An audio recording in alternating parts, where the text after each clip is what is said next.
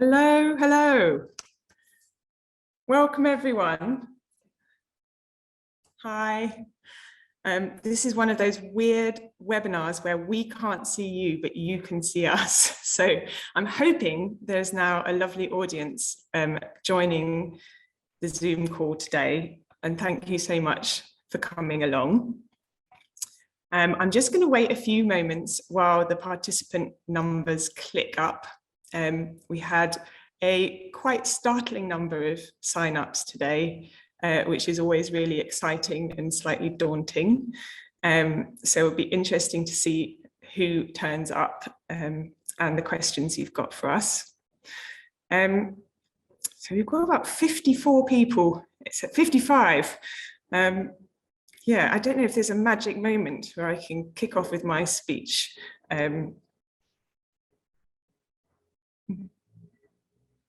Harriet's nodding. I listen to Harriet. Harriet Cooper is our head of visual arts, and you'll be hearing lots from her in a minute. But first of all, welcome. I'm Lily Geisendorfer. I'm the director of Jerwood Arts. I'm a white woman, middle class, Anglo-German heritage, coming up to my 40th birthday this year. I've got my hair scraped back and I'm sitting in front of a white screen today in our Jerwood Arts office in London. I'm really thrilled that we're going to run this special event about Jerwood Curatorial Accelerator, a new programme that's just opened its call for entries. So I'm going to be joined today by Harriet Cooper and our special guests who we'll be introducing in a moment. We've also got Russ Andrews and Nikki Harris, who are BSL interpreting for us, and Kleena, Steve and Merker from the Jerwood Arts team, who are supporting behind the scenes. Just to let you know, today's event is being recorded and there's an automatic captioning available by clicking on the live transcript, the 2 C's in a square at the bottom of your screen, if that will help you access the event better. So the event's going to have 2 sections. In the first one, we're going to hear from our guests on their curatorial pathways and what being a curator looks and feels like. And then we're going to move on to some Q&A, delving deeper into the programme and hopefully answering your questions. You can submit them through the Q&A function.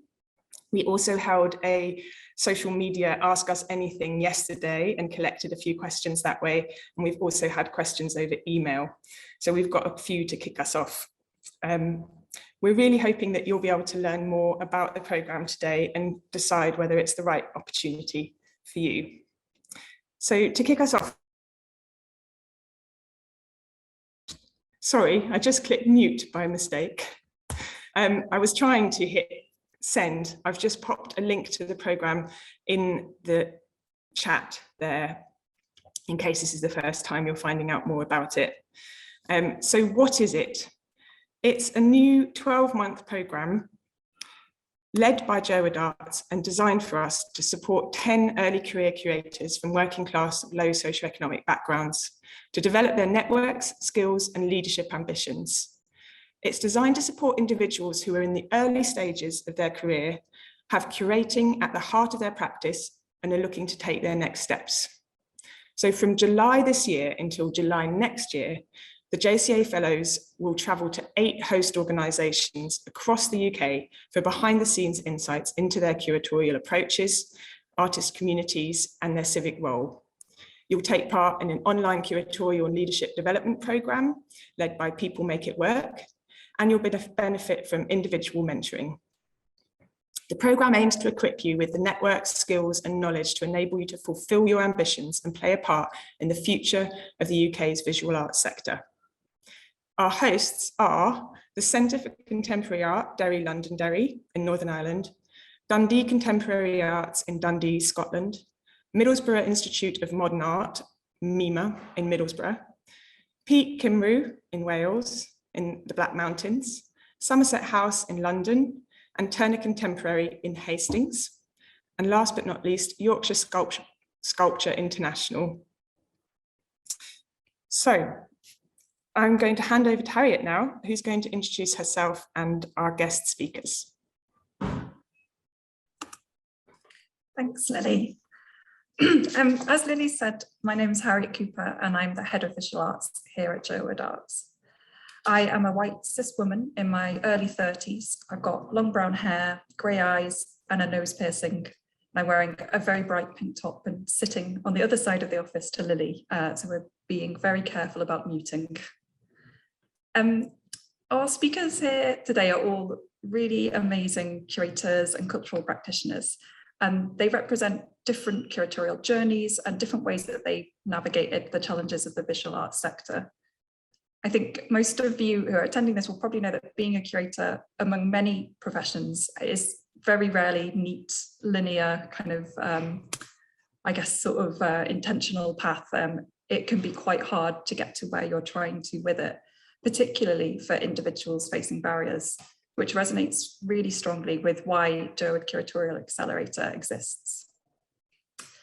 This first part of the session, we're going to hear from Habda Rashid, the curator of modern and contemporary British art, who's working across the Fitzwilliam Museum and Kettle's Yard in Cambridge. Anthony Shapland, who is an artist, founder and curator at G39 in Cardiff. And Saziso Piri, who is an independent curator and creative director of the Anti Gallery in Nottingham. Saziso is going to be joining us by a pre-recorded video, and I know was really sorry not to be here in person, but has brilliantly made this video to share her journey with you.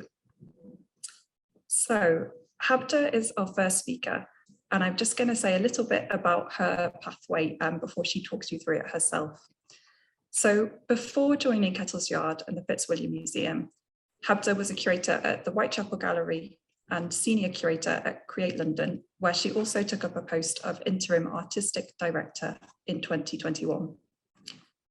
In her practice, she has developed extensive experience of working on exhibitions and commissions, both nationally and internationally, of new works by a wide range of artists, including Larry Ashampong, Veronica Ryan, James Richards, and Eva Rothschild. Habda's experience also includes teaching, writing, and publishing, and participating in judging panels. So without further ado, I'm going to hand over to Habda. Hello, everyone. I've just got to start off by saying that a little bit about me. My origin is Pakistani British. I was born in Sheffield and brought up in Sheffield. I've got long black Asian hair. I'm early 40s. I'm at home and I'm wearing a purple flowery blouse. So I kind of thought about what to say, and if I was you, before I started my career in curating, what would be helpful. So I thought a little bit about my background. I grew up not going to galleries, not knowing you could get jobs working in art galleries. My parents were teenagers when they came from Pakistan, but our household was very creative. My father used to make photo montages and paint, as well as carve. And my mum still to this day is an incredible seamstress. We grew our own vegetables, and I went to mosque 6 days a week, wore salwar and kameez, which my mum would often make for me, so we'd choose the fabrics. And I think it's this kind of sense of creativity and kind of doing that has stuck with me and possibly made the path for me to work with artists. So having never been to a gallery or museum whilst growing up, but having this sense of creativity, I initially studied photography, and it was after I finished studying and I started to make exhibitions of my work that I realised that I enjoyed making the exhibition more than I did doing the work. And I started inviting people into the exhibition and kind of writing the interpretation. I'd always got higher grades for my conceptual thinking and my writing. And the first thing I want to say, writing is quite an integral thing for curating, but it's not something that is hard to grasp. It's a skill like any skill. And if you practice and find your niche and your style, then you can really get there. So, and read.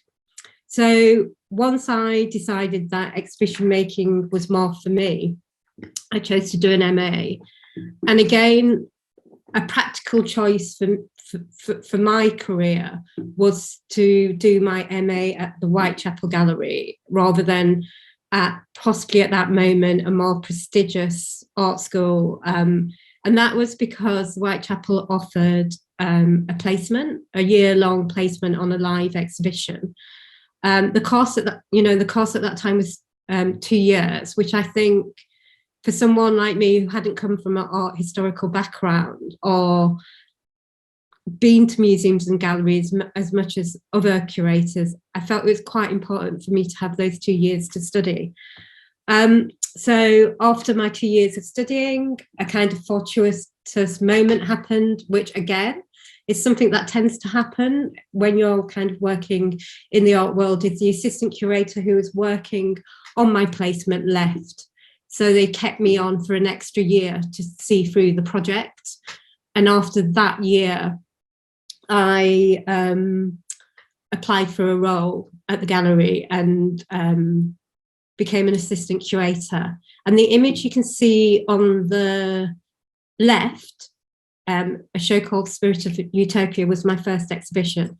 I'd never worked in a museum or gallery and was given this ginormous international show where you had at the back of the image, there's a pottery studio.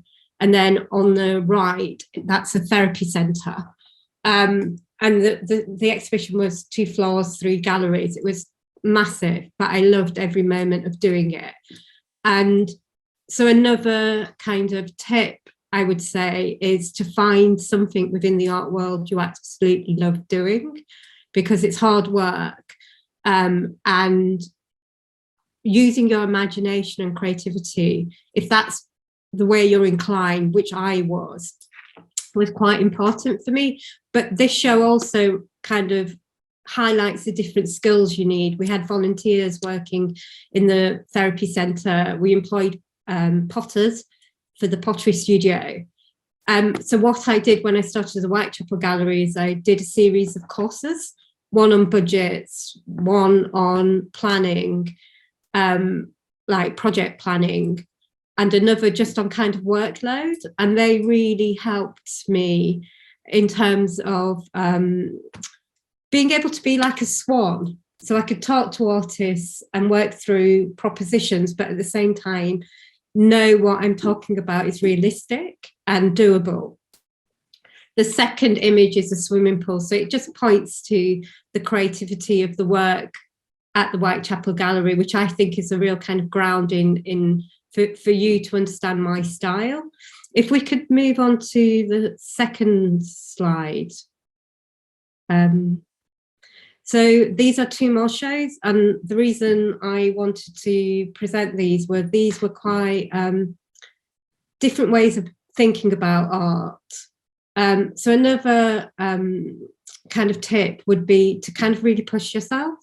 So putting sculptural works on the ground or presenting. So the image on the right was commissioned by the artist James Richards, and it was the first time he'd used sound in one of his installations. He then went on, having done the show at the Whitechapel Gallery, he went on to use this technique for his Venice Biennale presentation. So creating platforms for artists to test ideas, I think for me, again, is one of the important reasons why I do what I do. And not unsurprisingly, my teaching has been on MFA programs and not on curatorial programs. And another tip is don't let your career or your job get in the way of you learning about art or finding your passion in art. And for me at the Whitechapel Gallery, which was wonderful, I also felt slightly removed from younger artists. And that's why I went to teach on the MFA program, so I could keep testing myself with new ideas and have that link with younger artists. If we move on to the next slide. So this exhibition with Michael Rakovitz, which is on the left, was the last show I worked on at the Whitechapel Gallery. And at the same time as the show at the Whitechapel Gallery, there was also the Lamassu commission for the fourth plinth, which was by Michael Rakovitz as well, so in the public realm. And it kind of made me interested in what art can say to a wider public, and how art can translate from a museum setting into a place where it might seem slightly odd or uncomfortable. So in 2019, I moved from the Whitechapel Gallery to a smaller organisation called Create London. So if you just go on to the next slide. So the reasons I moved to Create London are many, one of which was, again, kind of obviously curating is about understanding art, research and writing, but also within your careers, there are similar trajectories as any career, and it's to do with kind of moving up in terms of management and senior leadership. Create London's a smaller organisation, so I was able to get different professional skills. I became part of the senior leadership team. I wrote business plan, funding applications. So it gave me a kind of additional skill set. What I also wanted to do at Create London was to produce works which would ordinarily sit in a museum, but I wanted to translate them into the public realm. I tried to challenge anyway, what was kind of perceived of what should be produced in the public realm. So the two murals on the top right by Pia Abad were deliberately non-figurative, so not representational of people. They're ornaments that were owned by people who lived in that particular area, which is Kilburn in London. And then the image on the left is Veronica Ryan's Wimrush Commission, which I've just heard today has been nominated for the Turner Prize, which is amazing. And again, it's non-figurative, and we had to really kind of support this commission. And the image on the bottom right is Eva Rothschild's Playground, and we kept this with real, I'm so sorry it's a bad image, but we kept this with real sculptural integrity. So I stayed at Create London for a couple of years, increasing my skills in terms of management, testing myself with artists and producing artwork. And then if we move to the final slide, December this year, I started my role in Cambridge at the Fitzwilliam Museum and Kessel's Yard. I have my own interest in material culture, and so I was thrilled to be able to work for a museum such as the Fitzwilliam, which has, and Kessel's Yard, both spaces have material culture and artworks. I'm employed by the University of Cambridge. Both of these spaces are University of Cambridge museums. So my role is academic, so research-based, but I've been brought in to kind of commission and work with contemporary artists and acquire contemporary artworks. So here now I'm working with collections and research and a university. So my career has gone from a Kunsthalle, which is a space without a collection, to public realm, and now in what would be perceived as establishment, a traditional museum. So it's quite a kind of varied journey, as Harriet mentioned. We all take quite varied and slightly unplanned but interesting journey. So I hope it gives you some insight into what can happen from someone who'd never been to a gallery or a museum growing up. That's my presentation.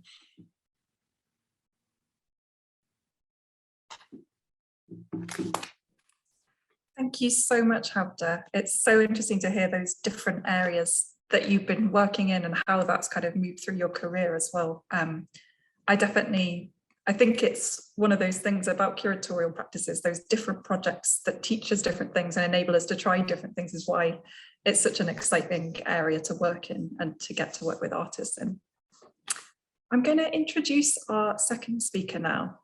So our second speaker is Anthony Shapland, and he is an artist, writer and curator from South Wales.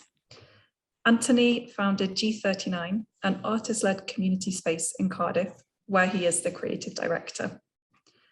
His practice alongside that encompasses filmmaking and writing reviews, artist monographs, exhibition texts and catalogues.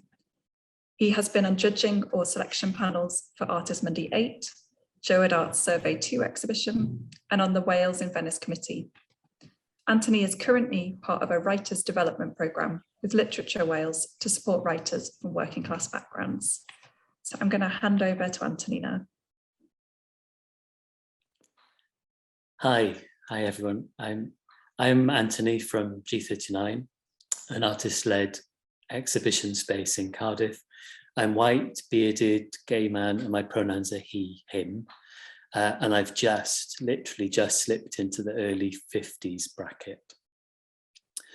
I'm afraid I don't have as many nice images as Havda. I wish I had, but I'll tell my story and hopefully it'll fill in some of the other spaces. I always think the question, how did you get here, is better than what do you do? And I'm really pleased that that question is being asked more often, because we have a tendency to make those stories invisible, or we have had in the past. I'm from Bargoed in South Wales, and I was a teenager in South Wales valleys in the 80s, which was, as lots of people will know, was a place of massive upheaval and then industrial decline. I was the first, and I'm still the first in my family to go to college, and I'm the only one who went in an arts direction. In school, I was never bad enough nor good enough to be particularly noticed, and the art room became in an academic way, the art room became my refuge, became the place I went to. And making the decision after school to go to college, which was Southampton Institute, always felt like a huge choice, because art was always something that was elsewhere. It wasn't where I was. By that point, there wasn't even a cinema, I think, in the South Wales valleys that remained open, let alone a gallery space. So I studied fine art at Southampton Institute, and I spent some time during that period on the Erasmus in Spain, and it broadened my understanding of how, and I stayed in Spain longer than my Erasmus should have let me. I held on as long as possible, but it broadened my understanding of what contemporary art could do and how it connected. And I was always interested really in my own practice, but in the connections between students and artists around me. So I was always a meddler, in that I would tell people, have they seen this? Have they read this? Have they looked at this? And find the threads that connected work that wasn't necessarily visually similar, but came from the same place. So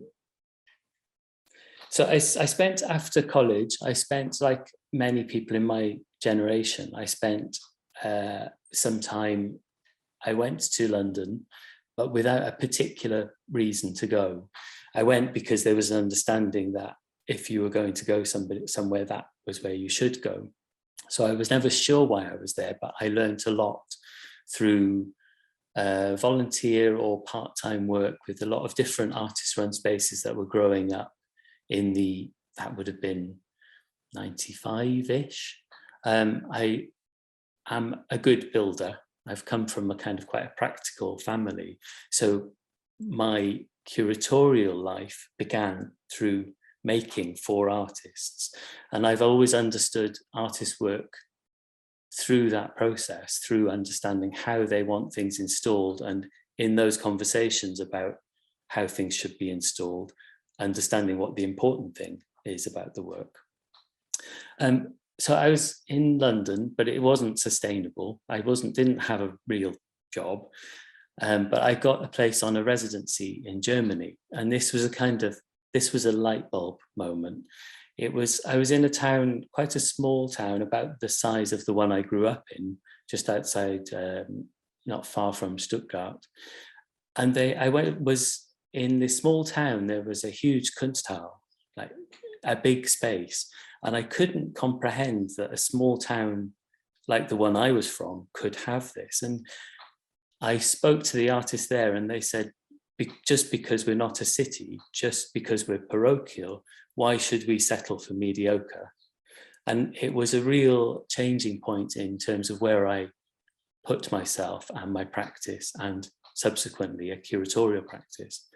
It made me think about what I was doing and what I could do if I went back to Wales. So in 1996, I came home. I knew few people here because the people I knew had left for elsewhere. But I did pick up on artists who are making work here that was also for elsewhere, was shown in galleries not here. And I met an artist called Chris Brown. We founded G39 in 1997 and started small. Our ambition was modest. We were rooms above a shop. But I wanted to use the program. I wanted to use what I understood about curating at a time pre-curating courses. I understood curating as a way of advocating for artists and connecting people. So in the early days of working, we very consciously chose artists from circles that maybe weren't speaking to each other, and used the curatorial program in a functional way to galvanize a community, to strengthen a community. And I've always been interested, having come back, in if there's a contemporary scene here in Wales, then what is it? How does it speak to an international contemporary art scene? And what are the relationships between those things? I think at that time in the 90s, it was, you would have an international show if you had one, and then you would have a separate show of local. And it's trying to understand how those things, why those things weren't existing together. So the space, we started in this room above a shop. The space grew slowly, which allowed us to kind of learn as we were moving along. And we were in quite a small Victorian space for the first 13 years. 11 years ago or so, we moved to a much larger space, a warehouse on the east edge of the city. And the curatorial program was still part of the function. So the space has changed and we've grown in size, but the core people, there are 5 of us. So I work closely with Cinzia Mutigli, Sam Hasler work on the program with me, supported by Chris Brown and Ellie Young, which sounds grand, we've got 5, but when you add up all our hours, we're about 2, which is, so not a lot has changed since the early days. One of the things that has carried me through the project is the belief that the creative or curatorial program leads the organization rather than the other way around, which can sometimes hobble institutions where the institution leads and the program fills the spaces that are in it. So we've always believed that the curatorial program can shape things, and it was nice to hear a similar sentiment from Havda. We're also interested in how we untangle and reconstruct ideas of success or successful careers. It was nice, there was a nice link where back in the early 2000s, which shows my age, James Richards was in the 6th form in Cardiff and used to volunteer with us and bring us mixed tapes of sound works that he was starting even then. And it's like a long process to a career rather than a kind of a trajectory that just follows one course, like a kind of ladder. So we allow within what we do, or we try and reshape people's understanding so that we can allow for gaps due to health or parenthood or care commitments. And we try and understand careers as being different shapes. We also believe quite strongly in the power of collaboration. because we have to survive. What we do has to involve that. Wales doesn't have an art market as such, and that was often seen as a disadvantage. But what that does allow is this a very kind of supportive, cooperative flavour to the artist-run spaces that exist here, and actually that connect with other parts of the UK. So we're not cash rich by any means. We are supported by the Arts Council of Wales, but we look at the resources we have, so the equipment and the knowledge and the space, and we work out how to best use those to still kind of galvanise and join together artists. I also, as well as my G39 hat, I also work with a number of organisations. So I've worked with Jerwood, as Harriet said, and we've had the pleasure of both of the survey exhibitions that have come through, and is still, if anybody's near Sheffield, go and see it in sight. And then recently it was a pleasure to work with the Artes Mundi team on the judging panel, which of course I felt a fraud on because I was with Mami Kataoki from Mori Art Museum in Tokyo and Laura Reykjavik, who I admire, from Queen's Museum at that time. And if you can find, sorry, I'm speaking too fast. If you can find her book, Culture Strike, it's really worth reading. But as soon as the conversations with those curators began, I understood I didn't feel a fake. I just felt part of that conversation. And I think it's taken a long time to feel the confidence to get to that point, to feel like you have a seat at the table. I'm currently, to round up, I'm guessing I might be running out of time, but I'm currently trying to work to make G39 a single wage employer and to close the gap that exists between manual labour and intellectual labour. I don't know how that's going to pan out, but we're trying. We recognise during the last few years that if we look at an intersectional approach, that's to inequalities, that socioeconomic factors underlie a load of underrepresented groups, and we're working to see how we can make that economy less precarious. And my one rounding up, sorry there was no pictures, but have a look at the G39 website or my own artist website. But my one rounding up point would be, I spent a lot of my life kind of blending in and waiting to be noticed that something was good. Like, I think it's something you carry with you if you don't feel that you're part of that world. I also hid signs that I was from a background that was different from the people I was working with in the early stages. And my advice to everyone applying is to just expect more and demand more. And this scheme is just one that's quite close to my heart. So that's me, that's my story. Thank you so much, Anthony. I think that's such good advice to round up on, and no pictures were missing. It was so great to hear that journey. I know already from having the call for entries open for just over a week that we've had a lot of inquiries from artists who are also curating. So it's been really great to hear that journey of your own practice and G39 and how that curatorial programme leads the organisation. Thank you. I'm going to introduce our final speaker today. So our final speaker is Saziso Piri, and Saziso is a freelance curator, cultural producer and writer based in the UK, but who also works globally. She is the founder of the Anti-Gallery, a curation and artist development platform set up in 2016 in Nottingham, showcasing art from emerging artists in pop-up and alternative spaces and countering the norms and traditions of the art world. In her career, Saziso has delivered exhibitions and events independently or in partnership with public and commercial organisations, including New Art Exchange, Nottingham Contemporary, City Arts Nottingham, and New Art Festival in Norway and Scotland. Saziso's experience also includes teaching and writing.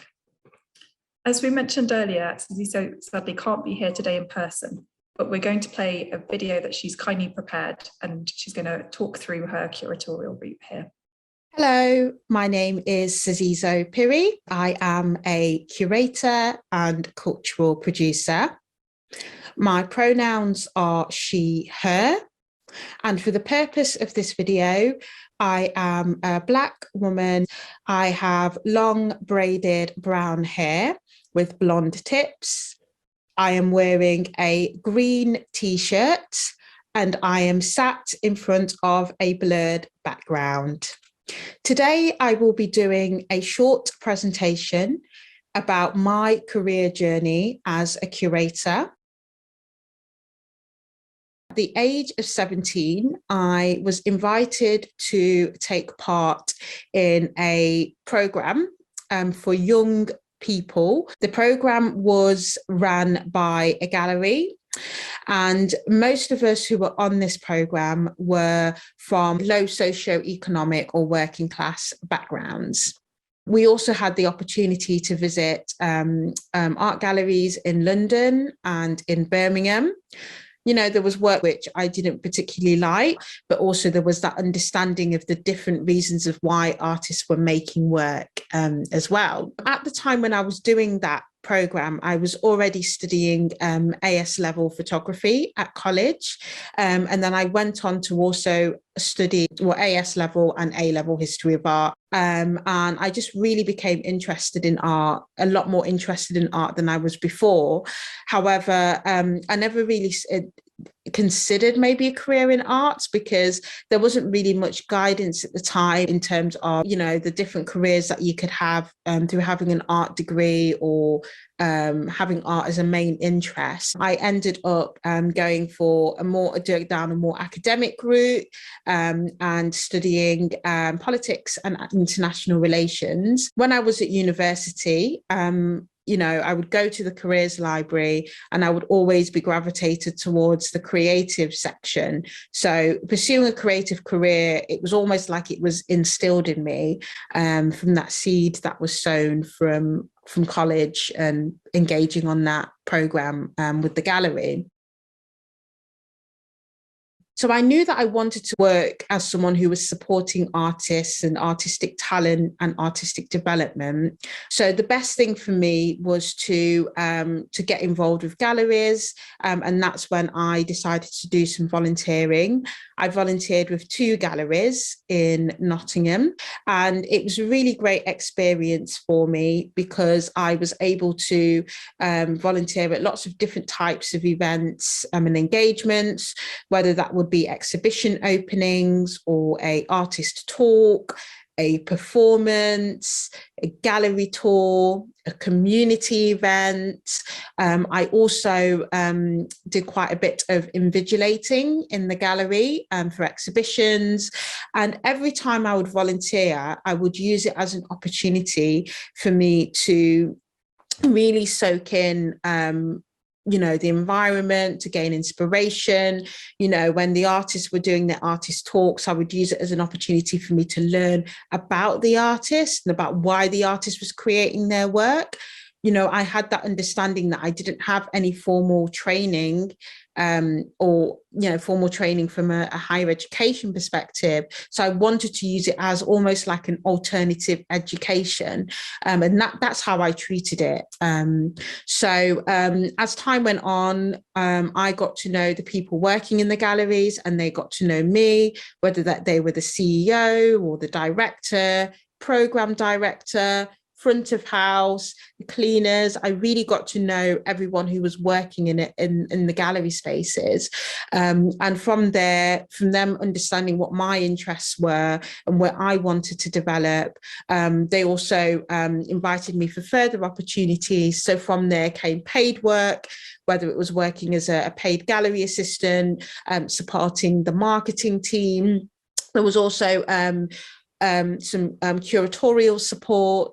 And during that time, I also decided to launch the Anti-Gallery, which is a pop-up arts organisation that initially started off to kind of specialise in exhibiting and engaging art outside of traditional art gallery environment. Because through my conversations with visitors, when I would be invigilating the gallery space, there would be people that didn't feel comfortable in those environments. The people who would make comments about it, but there was all this amazing, meaningful work that was up on display that I felt that people were missing out on because they felt like there was this barrier in terms of them entering a space.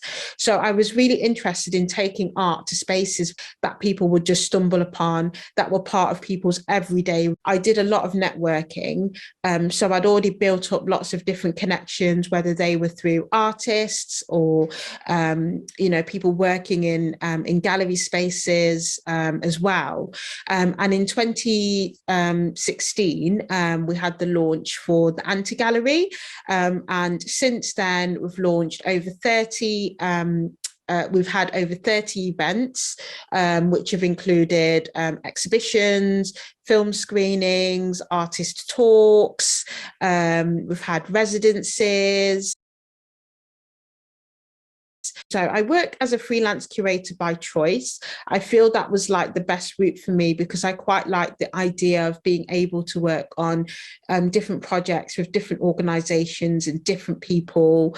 And I've been able to kind of secure a really good network of contacts that allows me to sustain a career as a freelance curator. I have the amazing privilege of being able to work with different types of organisations and individuals, whether that be public art organisations, big or small. I get to work with contemporary art galleries, artist-run spaces.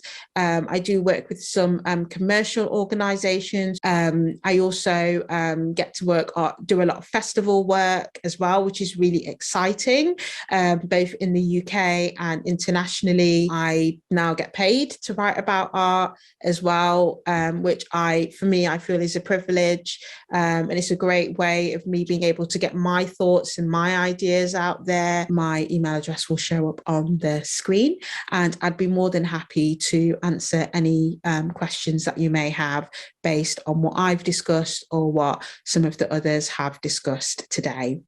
Thank you so much for watching and listening to this presentation. And if you do choose to apply for the Accelerator programme, I wish you all the best.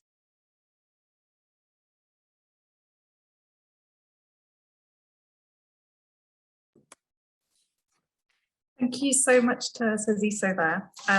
It's fantastic to hear her journey through different curatorial kind of routes and how that she founded Anti-Gallery. I'm going to pass over to Monica. Hello all. Thank you, Harriet. My name is Mirka. I'm a cis white woman in early 30s. I've got brown hair, blue eyes, and my pronouns are she, her. I'm currently employed as a project manager visual arts here for Jerwood Arts, and my role will be now to sort of get us from some of the early questions we received through some useful answers, and then also pick up some of your questions that you've been submitting through the Q&A. So the first question, a fairly recurring one, has to do with the relationship between the Jerwood Curatorial Accelerator program, JCA, and the education criterion. I think this question will be answered by Harriet. So Harriet, if applicants have a formal education, they might have a BA degree, an MA, a master's degree or PhD, or are full or part-time students, can they apply or not? And also what happens if people don't actually have a degree and they are self-taught curators? So it's a question, I think, with 3 parts. Thank you. I'll try to get all 3 parts. I guess the first thing to say, which feels really important to say, is that there isn't any educational requirement for the course. So there isn't a need that you're coming in with a BA or an MA or any qualification. It is open to self-taught curators. The programme can't support anyone who's currently in education. So that is any level and at any point during the programme, which will run from July 2022 to July 2023. So I know we've been replying to a few inquiries on the Q&A for quite specific situations around that, but essentially if you are undertaking any education, this isn't the right programme for you at this time, unfortunately. I've lost the third part of the question now. What was it, Mika? Happy to remind Harriet, it was if you don't have a degree, which you sort of answered already, if you're a self-taught curator, and also if you're a full or part-time student. So I think we've covered all of that. And again, there were a few more questions along those lines in the Q&A. So hopefully that satisfies most people, but if not, obviously answer more questions. The next area that we wanted to tackle was how do you define coming from a working class or low socioeconomic background? And what if you didn't grow up as an applicant in the UK? Are you okay to take this one, Lily? Yes, I'll have a go. I'll take it in reverse order. So yes, you can absolutely apply if you didn't grow up in the UK or were born anywhere else in the world. And what we're looking for is that you're currently based in the UK and that you're committed to making a contribution to the UK's visual arts sector in the future. So we're looking to support future leaders in the visual arts. So we are looking for you to be interested in the UK visual arts scene primarily. What about this definition of working class then and low socioeconomic background? Class is such a contested issue, and it's been increasingly discussed in the arts as one of the hidden barriers. It's not a protected characteristics, but all of the data that we have, and that data has gaps in it, which isn't helpful either, shows that we have a real lack of representation from those who are from working class backgrounds. And the definitions that we have been looking to use come from sociology, they come from academia. And if you go to the guidance page on the application page, there's a section under Am I Eligible, which sets out what we mean by low socioeconomic or working class backgrounds for this programme. And really, there's two parts to it. One is that you would confidently self-define as working class, that you would think of that as your background. That's usually a first kind of part of the puzzle in terms of how you see yourself. And the other part of these sociological definitions, which is how the Labour Force Survey and other Office for National Statistics and so forth know that there is this real underrepresentation. And there are four key things that they look for. The first is around your childhood and whether you had free school meals as a child if you were at school in the UK. So some of these are quite UK specific. The other is also very UK specific, is about attending a state funded school or college, so no private schooling. And both of those, I would say, if you weren't at home in the UK as a child, there might be parallels in the countries where you were brought up to those things. There might not be, but they just give an indication. You were also likely to be the first generation to attend higher education in your family, and Anthony was talking about that earlier. And then there is this other criteria that they use, which is around what was happening in your household when you were about 14. What was the occupation of your primary carer?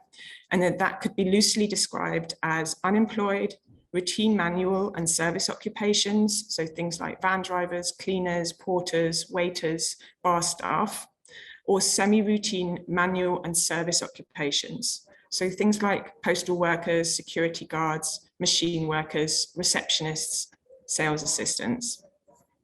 So what we've said in the guidance is that you probably have at least two of those kind of formal definitions around class background as it's understood in the UK, that you would go, yeah, that's that's me. I can see how that fits. I hope that helps for now.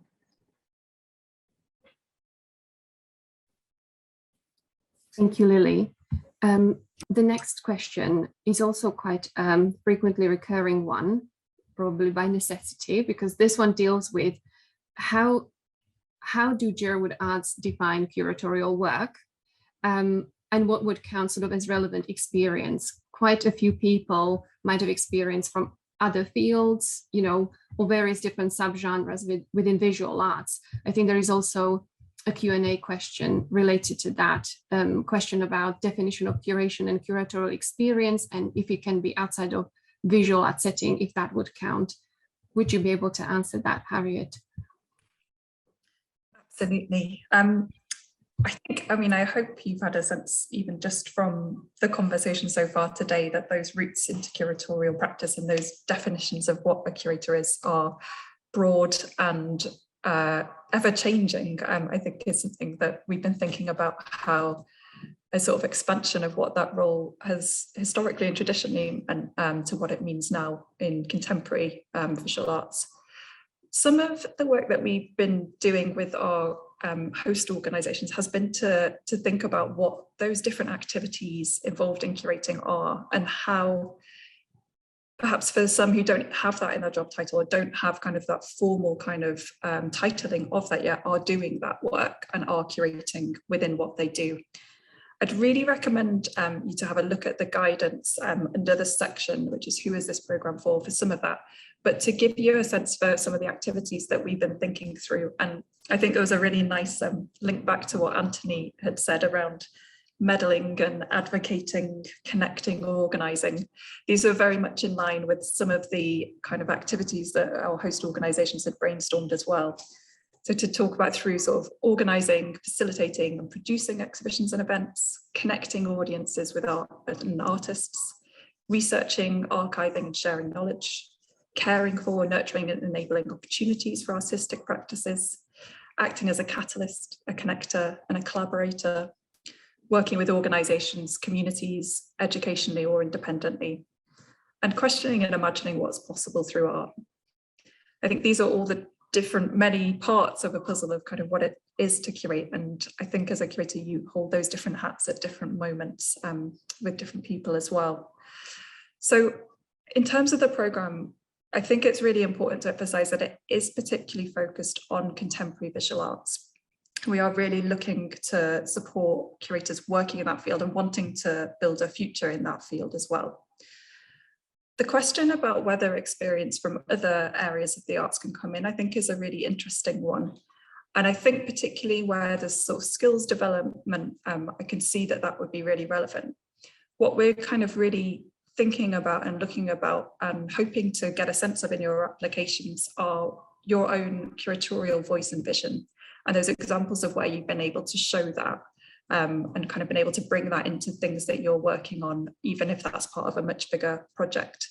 So I think that would be something to be worth bearing in mind in thinking about how your experience translates from other sectors. Is that demonstrating your engagement with contemporary art and where your ideas are for that?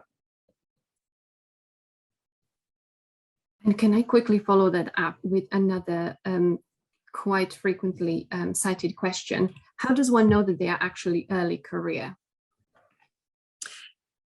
Another easy one. Yeah.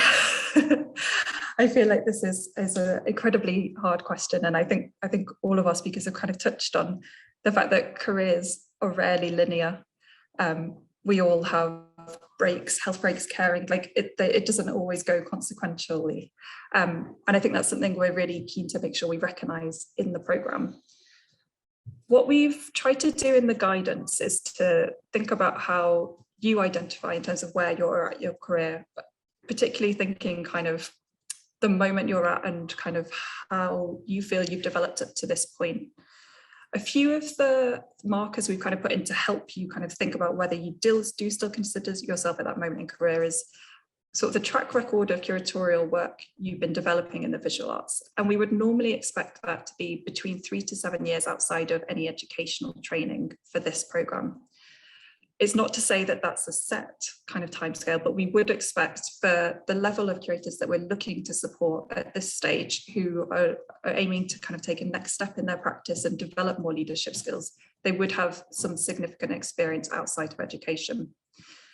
The second point we've suggested is that you would have worked on at least 3 projects where you've demonstrated your own curatorial voice and vision. This touches to what I was saying a little before, about we want to be able to see you. And we want to be able to see what you're bringing and where you might want to take your ideas. I think it's really important to say that don't necessarily expect that to be that you have fully led a major exhibition or a program of events, but we want to really understand kind of those places within events or contributions in a team where you've brought your ideas and what you care about curatorially into it. So we'd be looking for you to have experience with at least 3 projects where you've been able to do that. And the third part is that you would have begun to build networks within the visual arts, but are really looking to expand these.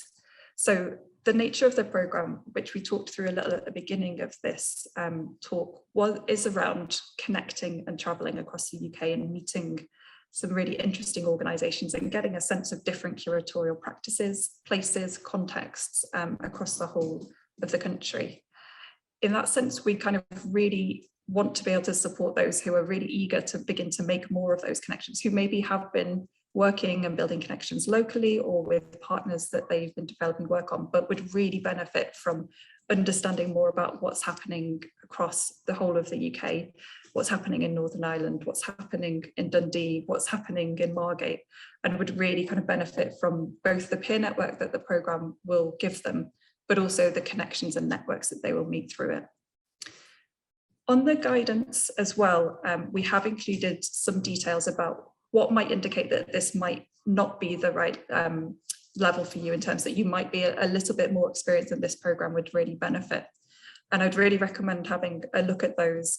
They relate quite closely to the sort of guidance that we've suggested around early career, in terms of thinking about when actually the potential for this programme to open up new opportunities for you maybe isn't as great as it would be for other applicants.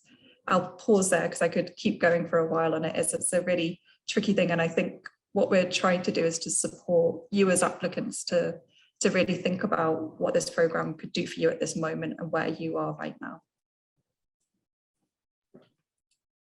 Brilliant, thank you.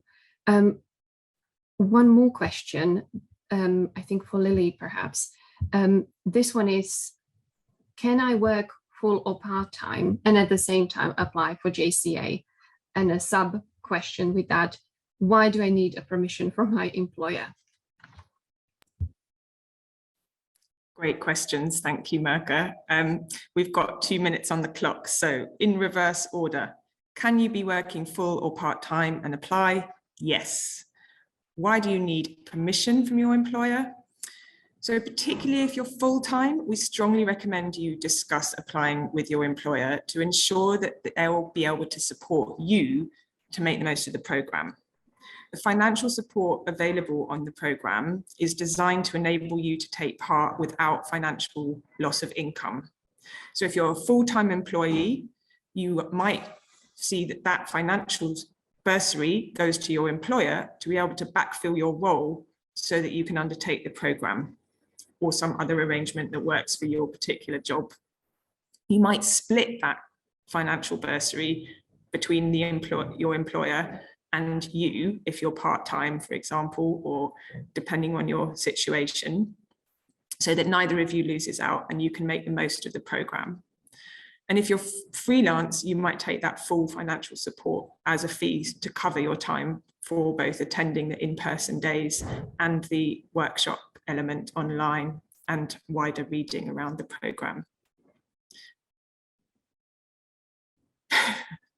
Is that it, Mirka? Have I managed it? Sorry, I couldn't unmute for a second. I've exhausted these quite frequently asked questions. I think we tackled most of the ones in the Q&A as well, and I'll try to answer a few while you are, I think, bringing the session to a close, because it is nearly 1 o'clock. It is, unbelievably, it goes so fast. Thank you all so very much for sticking with us and attending today. We are recording it, so it will be available for people to watch afterwards and for you to watch again. The application guidance and the process has been designed to be as accessible as possible, and you can apply in writing, by audio, or by video. And the guidance is available in a lot of different formats, including an easy read, large print, plain text, a Word document, a PDF that you can run through text recognition software, and there's a BSL video as well as an audio recording. Please take time to have a good listen to it. It's a quite targeted program, as you'll have discovered today. And so there's quite a lot of detail in there. We're really, really happy to answer more questions. You can email Mirka at jerwoodarts.org.uk and she will make sure that we get back to you within 3 days. You can have a one-to-one chat with us if it's a more complex situation. And you can also get funding up to £200 towards an access support worker to help you make an application. We're also hosting 2 more Ask Us Anything sessions on social media, on Instagram at Jerwood Arts. Those are on Thursday, the 14th of April and Wednesday, the 27th of April. Thank you, Russ, for keeping up. I'm trying not to speed up here. So the deadline to apply is the 3rd of May. And we're really, really looking forward to finding our 10 first ever JCA Curatorial Fellows.